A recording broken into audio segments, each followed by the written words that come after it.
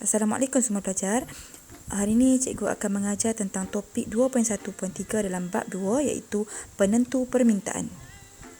Mohon semua pelajar menyediakan pen dan kertas untuk menyalin nota-nota yang penting.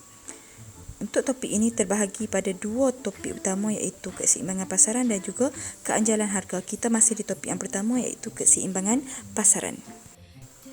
Untuk topik ataupun bab keseimbangan pasaran ini kita masih berada pada permintaan dan hari ini cikgu akan mengajar tentang topik 2.1.3 penentu permintaan.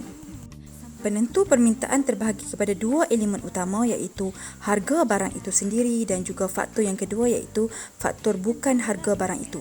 Untuk faktor bukan harga barang itu kita ada beberapa faktor.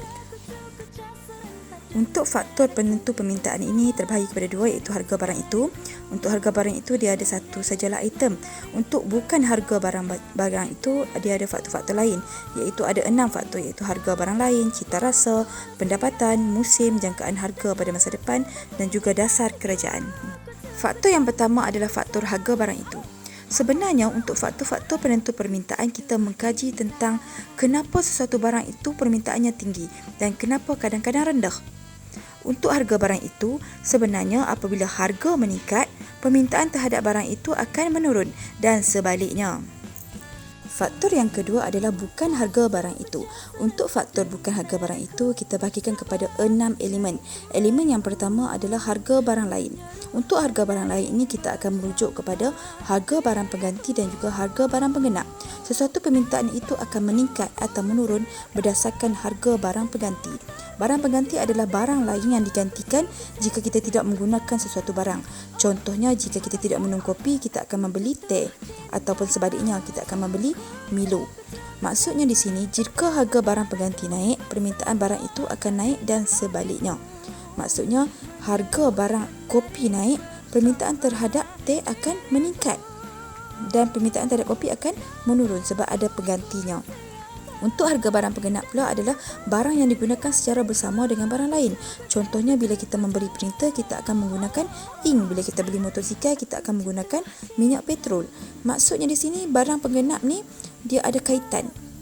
Jika permintaan barang itu berkurang, maksudnya bila harga dia naik, permintaan terhadap barang itu akan berkurang. Contohnya harga motosikal naik, permintaan terhadap minyak akan berkurang sebab orang tidak membeli motosikal. Elemen yang kedua dalam faktor bukan harga barang itu adalah cita rasa. Cita rasa bermaksud individu ini dipengaruhi oleh iklan dan fashion. Jika sesuatu trend itu popular pada zaman tersebut, permintaan terhadap barang tersebut juga akan meningkat. Contohnya, remaja suka memakai tudung bawal. Jadi permintaan terhadap tudung bawal pada masa sekarang akan meningkat. Mungkin pada masa akan datang permintaannya akan menurun. Itu maksudnya trend dan fashion. Yang seterusnya, yang ketiga adalah pendapatan. Pendapatan bermaksud kuasa beli, merujuk kepada gaji. Bila gaji meningkat, kuasa beli juga meningkat. Dan bila kuasa beli meningkat, sekaligus permintaan meningkat sebab orang mempunyai kemampuan dan juga wang untuk membeli. Elemen yang keempat dalam faktor bukan harga barang itu adalah musim. Permintaan satu barang akan meningkat jika berlaku sesuatu musim. Contohnya, pada musim perayaan, permintaan terhadap baju kurung dan juga kuih raya akan meningkat. Dan elemen yang kelima dalam faktor bukan harga barang itu adalah jangkaan pada masa hadapan. Permintaan suatu barang akan meningkat jika dijangkakan pada masa depan harganya akan meningkat. Contohnya, barang kemas. Jika dijangkakan akan meningkat, permintaannya sekarang akan lebih tinggi. Dan sebaliknya, contohnya, jika pada masa sekarang dijangka pada masa depan akan menurun harga barang tersebut, permintaan pada masa kini mungkin akan menjadi berkurang. Elemen yang terakhir dalam faktor bukan harga barang itu adalah dasar kerajaan.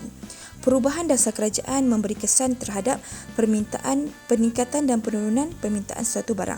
Contohnya, jika berlaku bantuan kewangan pada suatu masa, kuasa beli pengguna akan meningkat dan hal ini akan menyebabkan peningkatan dalam permintaan sesuatu barang. Rumusan untuk bab kali ini adalah kita telah mempelajari dua kategori penentu permintaan iaitu harga barang itu dan juga bukan harga barang itu. Dan kita juga telah mempelajari 6 elemen ataupun faktor bukan harga barang itu iaitu Halim cuba pergi masjid jam 2. Halim itu menggambarkan harga barang lain iaitu barang pengganti dan juga barang penggenap. Cuba adalah cita rasa, pergi adalah pendapatan, masjid adalah musim, jam adalah jangkaan masa depan dan 2 adalah dasar kerajaan. Dan kita juga telah mempelajari tentang dua elemen harga barang lain, iaitu barang pengganti dan juga barang penggenap.